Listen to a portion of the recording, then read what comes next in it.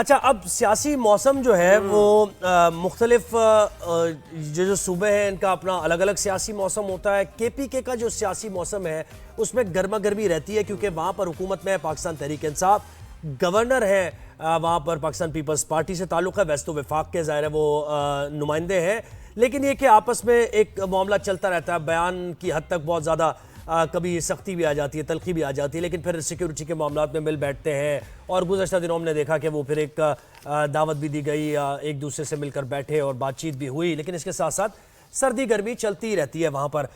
تو کے پی کے میں یہ جو پاکستان تحریک انصاف کا احتجاج ہوا اور اس کے بعد واپس گئی پاکستان تحریک انصاف کے رہنما کے پی کے وزیر اعلیٰ اب کیا سوچ رہے ہیں اور وفاق کے پی کے بارے میں کیا سوچ رہی ہے، یہ جاننا بہت ضروری تھا. تو اس کے لیے ہم نے رابطہ کیا فیصل کریم کنڈی جو کہ گورنر کے پی کے ہیں، ان سے. بہت شکریہ فیصل صاحب، آپ نے ہمیں وقت دیا. پہلا سوال تو یہی جس کی بڑی یہ خبریں گرم ہیں اور گزشتہ دنوں وفاقی کابینہ میں بھی کے پی کے میں گورنر راج لگانے پر غور کیا گیا، اس پر بھی بات ہو رہی ہے. تو کیا واقعی کے پی کے میں گورنر راج لگنا جا رہا ہے، اس کے کوئی امکانات ہیں؟ اور اس سلسلے میں آپ سے کسی نے رابطہ کیا ہے؟ اور اگر لگتا ہے ممکنہ طور پر تو کیا آپ سنبھال سکتے ہیں اس صورتحال کو، جبکہ ایک بڑی میجورٹی ہے کے پی کے میں پاکستان تحریک انصاف کی، اس کی حکومت ہے؟ بسم اللہ الرحمن الرحیم. مجھے نہیں پتا کہ گورنر راج لگ رہا ہے نہیں لگ رہا، مجھ سے ابھی تک اس پہ کوئی ڈیبیٹ نہیں ہوئی، کوئی ڈسکشن نہیں ہوئی، اور نہ ہی میرے پارٹی کے چیئرمین صاحب کے ساتھ اس وقت کوئی بات ہوئی، کیونکہ میری ملاقات پارٹی کے چیئرمین صاحب کے ساتھ ہوئی ہے اور اس پہ کوئی سچ ڈسکشن نہیں ہوئی ہے. جب لگے تو بات ہوگی، اور سنبھالنا تو کیوں نہیں سنبھال سکتے، یہ کوئی بات ہے کہ نہیں سنبھال سکتے، لیکن بات ہے کہ اس پہ پہلے ڈیبیٹ ہے کہ گورنر راج فیزیبل بھی ہے نہیں ہے، یا ہمارے ساتھ مشاور جو بھی میری پارٹی ڈیسائیڈ کرے گی میں اس پہ عمل درآمد کروں گا. فیصل صاحب یہ بتائیے گا کہ کرم ایجنسی میں اب تک حالات خراب ہیں، اس میں سب سے بڑی ناکامی آپ کس کی سمجھتے ہیں، اور اب تک یہ مسئلہ سنبھل کیوں نہیں رہا؟ اس میں سب سے بڑی ناکامی صوبائی حکومت کی ہے، کیونکہ اکتوبر سے یہ ایشو چل رہا تھا اور صوبائی حکومت جو ہے اس سے غافل تھی. جب میں نے اناؤنس کیا کہ میں کوہاٹ جا رہا ہوں کرم کے جو ہے وہ جرگے سے ملنے کے لیے، تو اس سے پہلے وزیر اعلیٰ صاحب بھاگم کوہاٹ پہنچ گئے کہ میں آ گیا ہوں. ان کو اس وقت کا بھی یاد ہے جب جو ہے کرم میں لوگ شہید ہو رہے تھے اور یہ اسلام آباد میں آ کر آگ لگا رہا تھا. اپنی صوبے کی آگ بجھا نہیں سکتے ہیں اور جا کر جو ہے باتیں کرتے ہیں کہ جی ہم اسلام آباد میں جا کر آگ لگائیں گے اور پتنی اسلحہ لے کر جائیں گے اور بارود. آپ اتنے تکڑے ہیں چیزیں تو پھر کرم میں امن لے کے آئیں. اپنے ضلع ڈیر اسماعیل خان اور ٹانک اور جو ہمارے باقی جنوبی اضلاع ہیں ان میں امن لے کے آئیں تو بات ہوگی.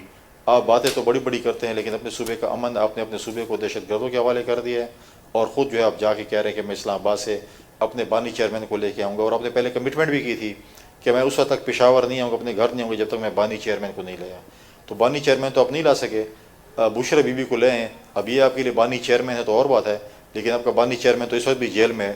تو آپ نے تو اپنی وہ کیا تھا، حلف لیا تھا کہ میں نہیں آؤں گا، اور ساتھ بشرا بی بی نے حلف لیا تھا لوگوں سے کہ ہم جب تک بانی چیئرمین کو لے کے نہیں آئیں گے ہم واپس نہیں جائیں گے یہاں سے. اور انہوں نے حلف لیا تھا ان پشتونوں سے کہ آپ غیرت مند پشتون ہیں، آپ میرے ساتھ ڈٹے رہیں گے.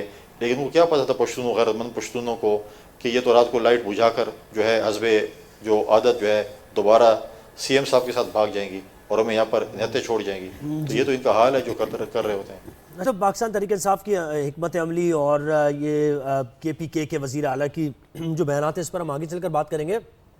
کرم کی مزید بات کرتے ہیں. بطور گورنر آپ نے کرم ایجنسی کے مسئلے کے لیے کون سے اقدامات کیے ہیں تاکہ یہ مسئلہ حل ہو سکے؟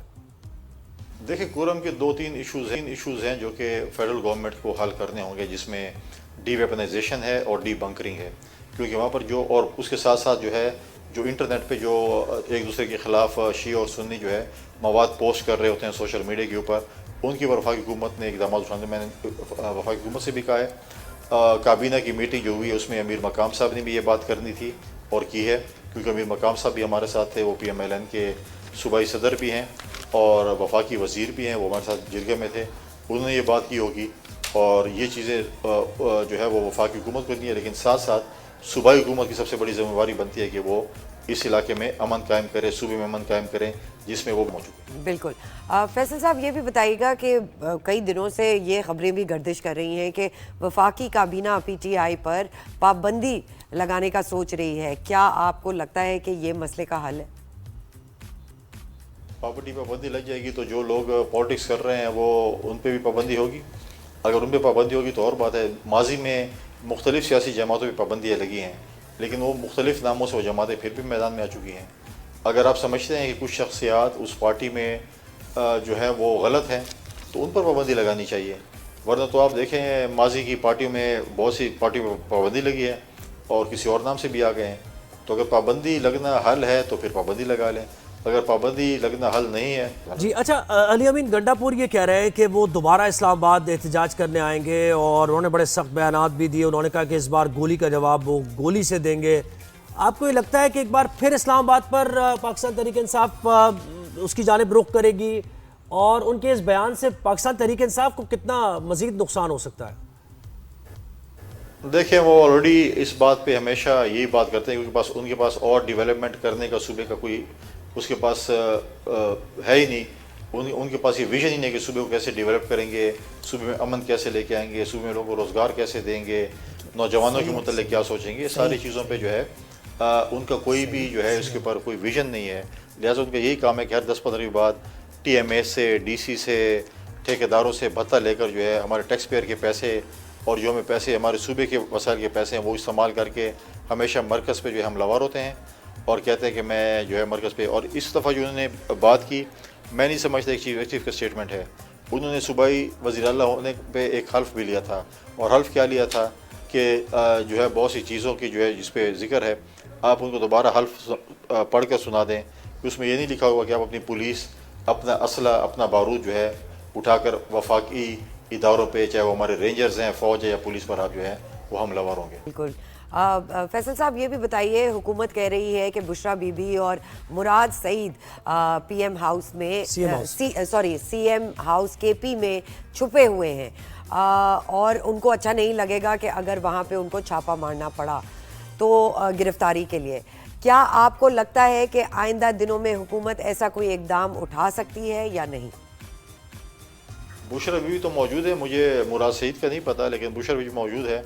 जब वो इस्लामाबाद D चौक पे आई थी तो उस वक्त तो अरेस्ट नहीं किया वफाकी हुकूमत ने। आपको कह रहे हैं पेशावर जाकर अरेस्ट करेंगे, तो आप मुझे नहीं पता वफाकी हुकूमत क्या इस पर करना चाहती है। जब वो यहाँ पर मौजूद थी उस वक्त तो मेरे ख्याल में सेफ पैसेज दे दिया गया था और अब कह रहे हैं कि नहीं हम पेशावर जाकर अरेस्ट करेंगे।